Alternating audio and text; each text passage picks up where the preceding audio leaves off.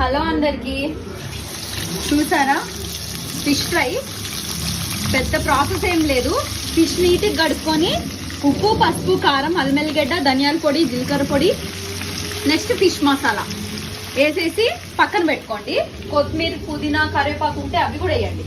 అవి పక్కన పెట్టాక హాఫ్ అన్ అవర్ తర్వాత బియ్యం పిండి వేసి ఫ్రై చేసుకోండి. అంటే ఎప్పుడైతే ఫ్రై చేసుకుంటారో అప్పుడు బియ్యం పిండి యాడ్ చేయండి. క్రిస్పీగా భలే టేస్ట్ ఉంటాయి. ఎవరైనా వచ్చినప్పుడు ఇలాంటి సింపుల్ డిషెస్ చేశారనుకోండి, టైం సేవింగ్, మనకి ఎక్కువసేపు చేసినట్టు ఉండదు, టేస్ట్ మాత్రం సూపర్ గా ఉంటుంది. ట్రై చేయండి.